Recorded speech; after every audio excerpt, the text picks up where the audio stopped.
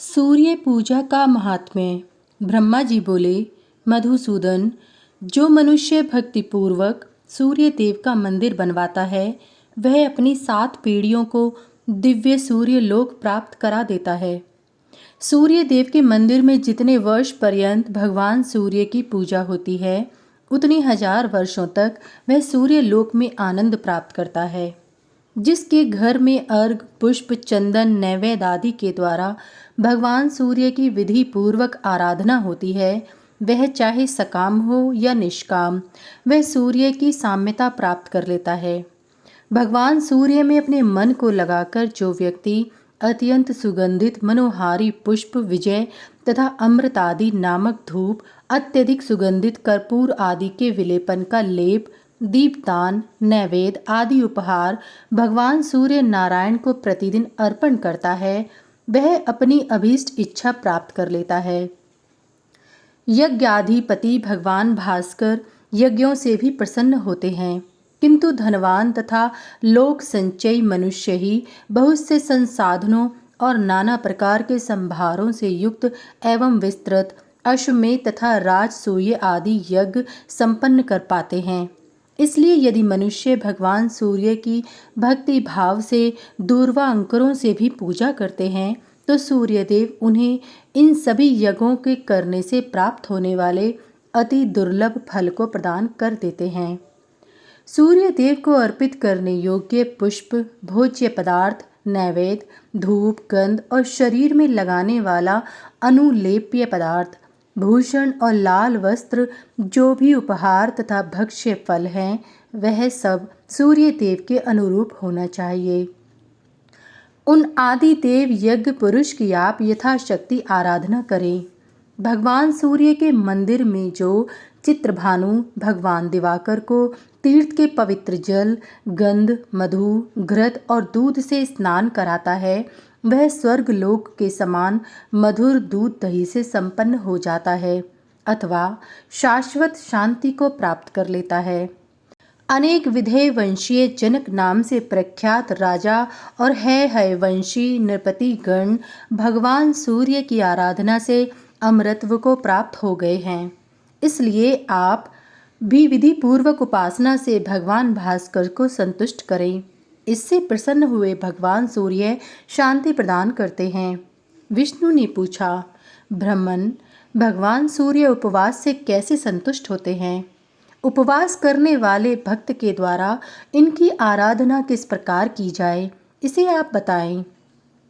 ब्रह्मा जी ने कहा, जब भोग परायण व्यक्ति भी धूप, पुष्प आदि उपचारों से भगवान सूर्य की तन्मयता पूर्वक आराधना कर कल्याण प्राप्त कर लेता है, तो फिर उपवास परायण व्यक्ति यदि आराधना करता है तो उसके कल्याण के विषय में कहना ही क्या है।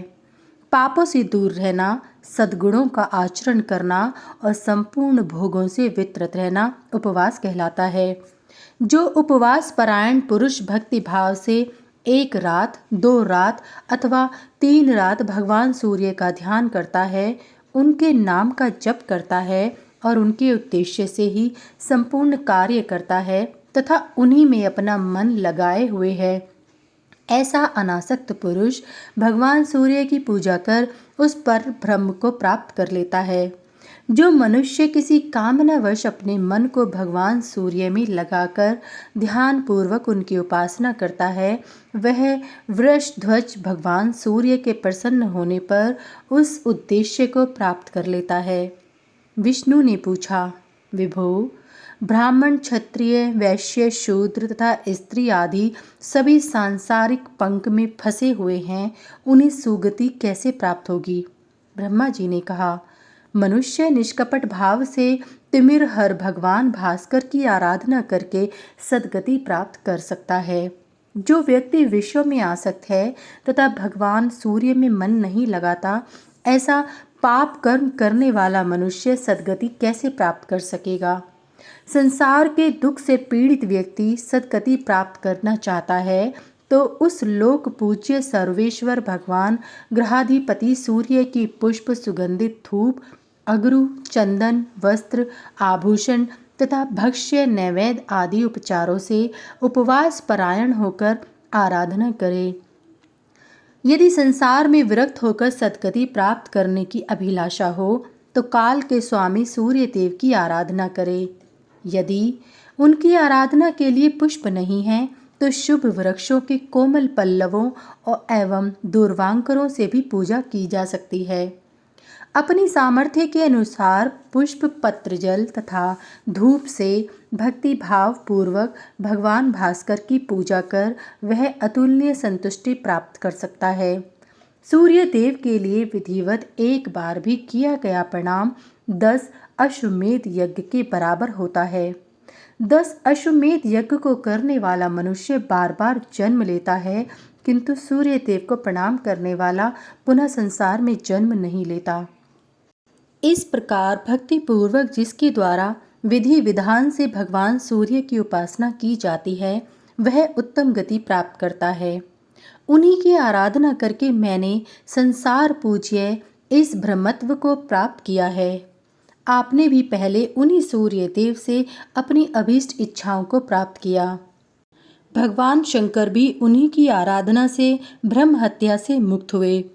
भगवान दिवाकर की आराधना से किन्हीं मनुष्यों ने देवत्व, किन्हीं ने गंधर्वत्व और किन्हीं ने विद्याधरत्व प्राप्त किया है। लेख नामक इंद्र ने 100 यज्ञों द्वारा इन्हीं भगवान सूर्य की आराधना करके इंद्रत्व प्राप्त किया। इसलिए भगवान सूर्य के अतिरिक्त अन्य कोई देव पूजनीय नहीं है।